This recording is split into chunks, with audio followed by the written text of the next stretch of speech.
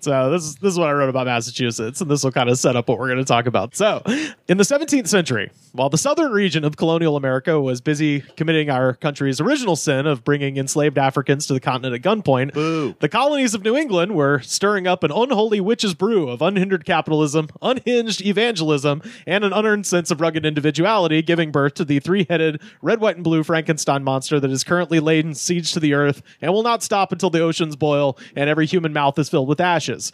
So boo. Wow. Okay.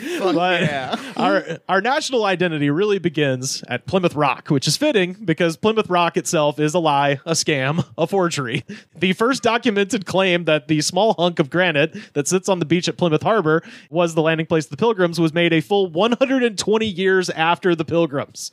It's pretty clever. It's got a monopoly on like third grader field trips. That's what those things exist for. Exactly. Also, I will not take this anti-field trips that waste time movement that happened. I was totally a field trip kid. Also, it should be noted the Pilgrims went to Cape Cod a month before they ever got to Plymouth, so even if it is the Rock, who gives a shit? Anyway, almost immediately after setting up shop and having one nice lunch together in 1621, the Plymouth and Massachusetts Bay colonies got to work committing genocide on the native population. All of this culminated in the summer of 1675 after a series of bad land deals, unlawful settlements into tribal land, broken treaties, and outright murders. Wampanoag leader Metacom, also known as King Philip, and many of the other native tribes began a series of coordinated attacks to push the settlers back to the pits of hell from which they came. The war that followed would last nearly 3 years and came to be known as King Philip's War. So did they teach you about this in 4th grade in mass history? I'm going to say no. Really? Well, what's crazy is King Philip's War is, per capita, the bloodiest war in United States history. Damn. A full 5% of Massachusetts population died in the war. Shit. That's how we do it. Yeah. Yeah. That is how we do it. Yeah. Take your Celtics pride away from that. The other day, I was talking with a friend of mine. I was just like, do you think like the Boston Tea Party was like stupid? Like if you were there, just like a bunch of drunk guys who's like, I'm going to throw some fucking tea in the river, and then they're just being obnoxious and dressed like girls at Coachella while they're doing this, just full headdresses, all that shit. I need you to attack John right now. The longer you stay silent, the worse we all are. And 'tis the devil's time of season. So you need to look at his face and then just let him have it. That's not my style. I am a Southern lady. So during the war, the 17,000-acre Hockomock Swamp in southeastern Massachusetts provided a strategic base and hiding place for King Philip and those in his alliance. Hockomock is now a Algonquin word meaning place where spirits dwell, which is going to come into play here in just a moment. Know how to party or what? Yeah, exactly. So King Philip himself was killed in 1676, and his wife and children were sold into slavery. His successor, Anawan, eventually surrendered, and both his and Philip's heads were cut off and stuck on pikes outside of the gates of Plymouth for 20 more years. All of this is to just set up the fact that this particular swamp has what they call bad vibes. Do you think like when someone walked by, like the heads on the pikes, they're like, I got one of those pike deaths, huh? Yeah. Like waiting a couple of seconds for the head to respond, and they're like, oh yeah, they're dead, and then they just walk on.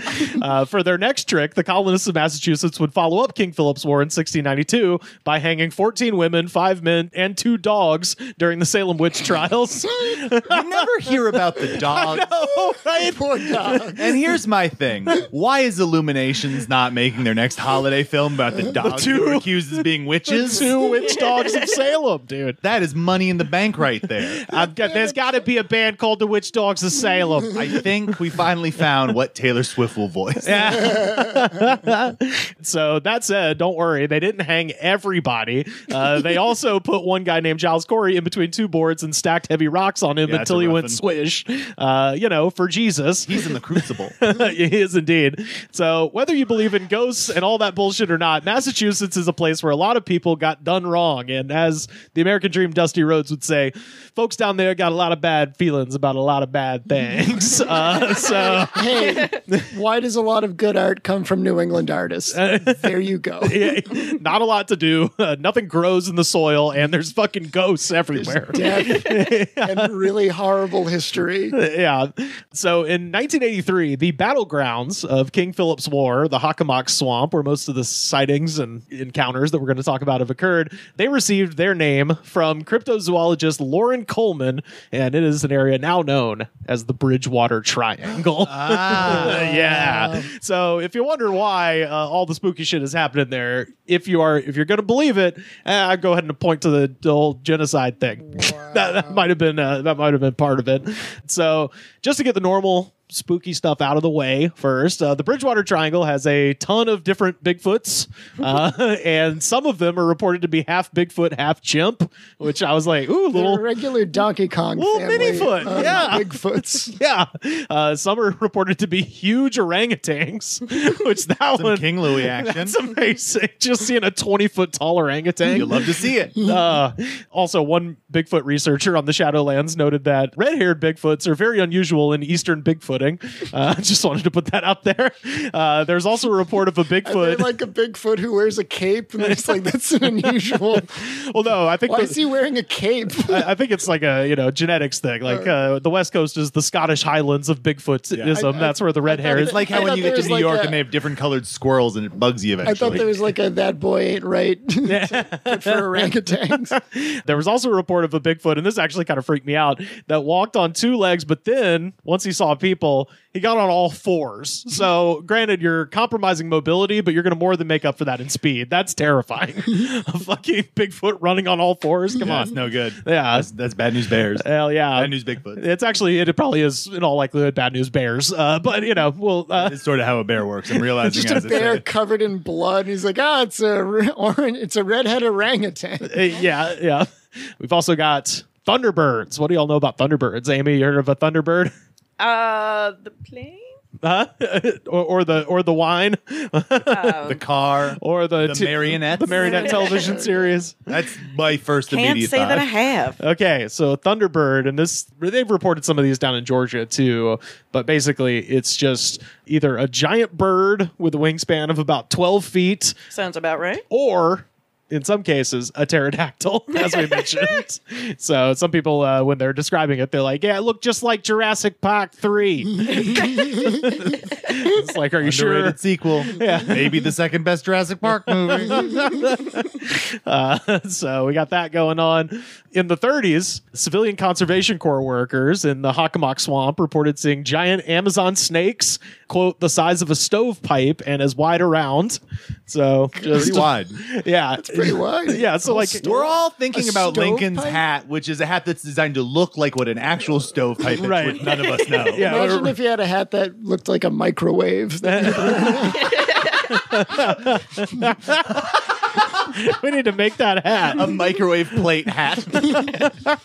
Also, they've reported seeing turtles the size of cars. Hell yeah. Hell yeah. I want turtles to just crush everything and take back everything. They've earned it. If turtles took back the world, that'd be pretty great. I think nobody's mad. They've taken enough shit for too long, okay? It's They're time. all immortal as long as they kill us. Yeah. Like, what better reason to fight? Absolutely. And also there's the Hockomock mystery cats. Please explain. So people have seen gigantic tawny pumas and black panthers in the swamp. I think Are this their is just- faces question marks? Huh? I think these are just cover-ups from the Stonehenge Zoo. where like maybe an animal got out and there's like, don't let the media know, but we'll find it. A couple of dummies are going to get mauled.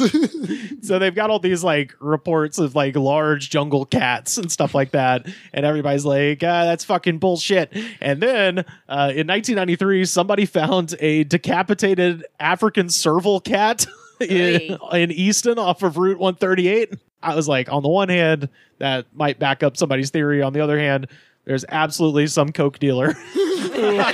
The cat got too big. He was like, I'm sorry, cat. And then cut his head off with a katana sword. Oh, God. Yeah. Because that was the thing. They never found the head. It was just a clean cut, Oh, damn. but it was a serval cat. Well, somebody had to put the cat's head up on a spike because it was a witch. Yeah. Drug dealer. Pike death there. Yeah, that's the end for the mean celebrity cat in our CGI film. Drug dealer moved from Florida to Boston and was just like, well, I'm sorry, old girl, I can't keep you. And I like that he's going home because he's Irish. yeah. Oh, can't have a cat in here. It's fucking ludicrous. I can't keep a serval. Oh, and also there are huge hulking red-eyed dog beasts that have been reported in the swamp. Like the Ang Lee Hulk dogs? Yeah, exactly. That is what I imagine when I hear dog beast. So Giant poodle. well, and this one actually has a guy who's willing to attach his name to it. So in 1976, Abingdon resident Philip Kane watched in horror as two of his horses, Jojo and Peekaboo, got their throats ripped out by a dog beast that was the size of a pony. So these two ponies apparently they're just a rabid pony. that's a pony with like foam running it down its face. Yeah. I think he took them out there and was like, what do you mean you can't change a horse's name once you commit to it? Well, I guess I got to change this the only way that's left. I'm sorry, they imprint the name onto themselves. I wouldn't have said peekaboo. So Kane shot at the dog, but it escaped into the swamp. And over the next few days, and I did look this up, there's a bunch of newspaper articles about this. Hell yeah. They mounted a posse trying to find the dog beast. The Abingdon Police Department would be deluged with over 1,000 phone calls from concerned citizens and witnesses who reported that they had seen the large dog. And school children would be escorted to their buses by police armed with rifles. So they got real freaked out about watch this. that movie as well. Oh, yeah. I think it's a dog. Well, and I was going to say, keep in mind the year, 1976. So Jaws has just happened. They're like, what if Jaws put on the land kid? a pony-sized dog.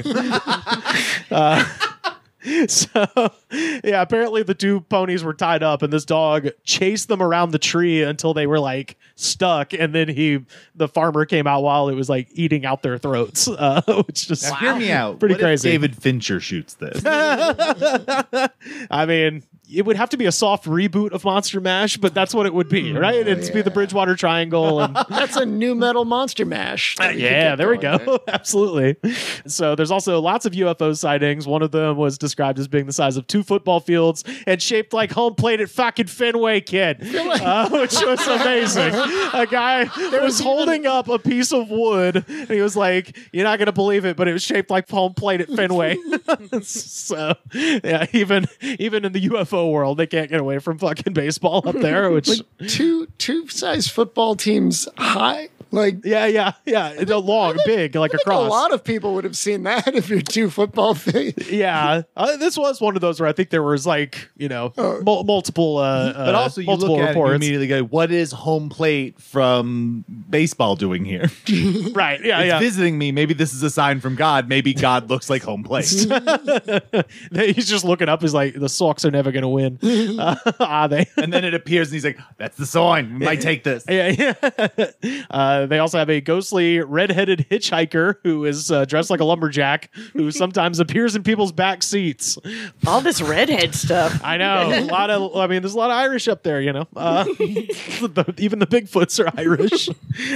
But yeah, so that one was fun because it's just people saying like, I thought I ran the guy over, but I just kept driving through him. Duke, but with Ronald McDonald in his head. Well, he's like described as like a Silver Lake hipster. He's like got a big red beard and he's dressed in all flannel and like a knit cap. And I was just like, I think that's just like a guy at the open mic. Yeah, I was gonna say you're just at a comedy open mic. So that's all the kind of standard stuff. And also a few miles away in Fall River, there's the series of 3 murders that took place in 1979 and 1980 that may or may not be related to a satanic cult. And also in that same town, there still stands the house where 2 people were axe murdered in 1892 by OG girl boss Lizzie Borden. So that's all right nearby. But yeah, those are kind of like, damn. I wanted to just kind of run down. Those are like standard. Those are the ones you always hear about. Oh, it's a fucking hitchhiker, and if you stop, he'll get in the car. We got some good ghosty shit.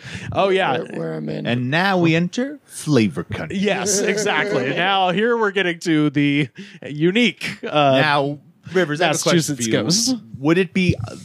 I wonder what a world where people from Boston making up their own unique versions of creatures, what that is like. Can you take me on a journey and show me what the mind of Boston creates when spooked? I might be able to do that for you, Kyle. John, what do you know about Pukwudgies? Amy, what y'all know about Pukwudgies? That sounds like a bully move. I know. Like, I don't know. Yeah, there's Give the- him a Pukwudgie. There's the wedgie, there's the atomic wedgie, and there's the fucking Pukwudgie. What? It's a mixture of a swirly and a fucking wedgie, and then we poop on him. No, so the Pukwudgie, and again, I'm reading all this for the first time. I kind of like you, like Bridgewater Triangle, kind of like set a bell off in my head, but I didn't know what it's just a thing that you read when you read spooky stuff. But this was where my mouth was agape. So Pukwudgies, these are little 3-foot-tall chipmunk-faced goblins that haunt the woods around Hockomock Swamp. They supposedly eat human flesh, but they can't kill you directly. So their goal is to lure you further and further into the swamp until you get lost and like break your foot and die, and then they can eat your soft bits. That's pretty cool. I think we got a new critters going on. I know, yeah, that is kind of how it's like. It looks like when you see the, people, the way they describe them, it does look like the cover of Critters. I like the idea that they're just constantly going like, look over here. Keep going. Oh, Like, you're being funny, but that's about to happen. Like that exactly is about to happen. I'm seeing custom-made Furbies with this. Yeah. Down over here. We got a bunch of Coen Brothers DVDs right behind this bush. All you gotta do is roll them. All right. Oh, okay. I heard that girl you like wanted to watch this movie with you. So why don't you just come on over here? Yeah, sure. That's, Oh, yeah, sounds come on right closer. about- Oh, okay. There we go. Yeah, getting really. Oh no. So there is a documentary that's free on YouTube called Bridgewater Triangle that I highly recommend because it contains the story of Bill Russo, who one night in 1990, which anytime for some reason 1989 is like right where it starts to strain credulity to me. Like once we start getting into 90s once stuff. Rescue 911 is on the air and we have camera footage of stuff. Yeah, like exactly. Yeah, like If I I'm don't ever know. watching like a paranormal video and someone describes their story and they're just like, I was 5 years old. I'm like, this absolutely did not happen. Nobody remembers anything at 5 years old. Yeah. So Or like America's Funniest Home Videos, another one that ruins seeing Bigfoot because now like Bigfoot then does a dance. right. It does the floss dance, and you're just like, oh, this is just upsetting. So God, this footage is real. So one night in 1990, Bill was walking his 90-pound Rottweiler, Samantha, and the dog starts freaking out. And wouldn't you know it, Bill sees a 3-foot-tall chipmunk-faced goblin beckoning to him in the woods, repeating the phrase, "E want you, gear, gear, E want you, gear." Gear. So That's Ewok shit. yeah, so That's- it's my favorite because he keeps doing it in the documentary. The guy, he's just like, he just kept doing it. He wants you. Gear. He's saying we want you here. Right. So, but it's treated as some revelation on his part where he's like, I got all the way back to the house and I realized, oh my God, he was speaking English. He was saying, we want you here. I was like, I figured that out the second you said he wants you here. I know, I'm no dummy. You're right. You can't do this in chew gum. I gotta focus. But he was really freaked out because they used the word "we" because he was like, "Oh, that means there's more out there. There's more than one." It's like one's still scary though. Thank you. Yeah. So I don't know. I'm just wondering what they teach you in those damn schools in Massachusetts, if not we Pukwudgies. need all these goddamn cryptids because this is fantastic. I mean, I think Emerson had a comedy degree. Why can't we have a cryptid degree? right? Yeah, cryptozoology We'll get major. there. Don't you worry. Yeah. College is head I was there. gonna say the world is only getting stupider. You're also going to be able to major in Arrested Development, the show. This is the reason I love this stuff. This is modern folklore. Love it. You know what I mean? So you could study folklore. I threatened to become a folklorist at one point in my life, and then I was explained the concept of poverty. Yeah, right. It always appealed to me, just the idea of like just Love it. going around and talking to old people and be like, tell me the craziest shit you've ever heard. Like there's nothing not fun about that to me. Yeah. Like, come on, you're about to die. Spill the Pukwudgie story. Tell me the stuff you won't tell people you know. Yeah, hell yeah. I can't judge you and we'll never meet again. Fucking go nuts. Yeah. Honestly, if they have chipmunk faces, Hey, Amy. You're going with them? I'm going have a I'm whole going to bunch be of like, what? bootleg- What'd you say? Oh, you're so cute. Yeah. Oh, So man. he says Why did I spend all this money on import DVDs when I just could have had you hop into my van? so How dare are you?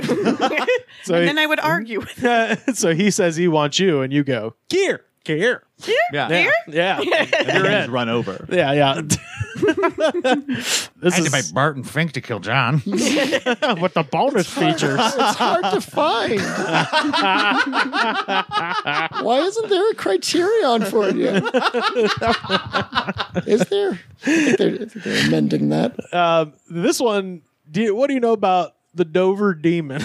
Not much. Have you heard of they that one? called my uncle. I know Dover. Do you know Dover, Massachusetts? I know Dover. Yeah. Okay. Yeah. So as Kyle and I have said, to no ends. The 70s is where it's at. All this is like making me more proud of my home state. Right? Like, Yeah, I'm you guys really- got all kinds And of it's cool making shit. me want to build that time machine fast. So on April 21st and April 22nd of 1977, a small, gangly, hairless, monkey-sized shark-skin creature with a watermelon-shaped head and huge glowing eyes was spotted on 3 different occasions over the course of 24 hours. So, Wait, sharks? yeah, you want the list again? Please. Okay. Yes. Let's Small, gangly, hairless, monkey-sized, shark skin, watermelon head, and glowing eyes. And I'm like, Okay, this is yeah. overkill. You put a hat on a hat on a hat here. How is the watermelon head on top of a small monkey-sized body? Oh, well, you're in luck, Kyle, because the person who saw this has a photographic memory and a bit of a talent for What? doodling. Okay. But yeah, I'll tell you about that in a second. Honestly, I would want fucking shark skin. That sounds awesome. So the first person to see it was a 17-year-old, and I checked, this is not Ram Jam Bill Bartlett, but a guy who just Thank you. happens to be named Bill Bartlett, who spotted the creature running along a stone wall as he was driving on Farm Street in Dover. Bartlett said the creature grabbed a rock with his long fingers and slowly turned his head towards the car and stared into the lights. Although Bartlett's sighting was only about an estimated 7 or 8 seconds, he said that he was blessed with both a photographic memory and artistic ability. So he went home and drew what he saw. And the sketch has become the famous image of the Dover Demon, with Bartlett writing on the sketch, I, Bill Bartlett, swear on a stack of Bibles that I saw this creature.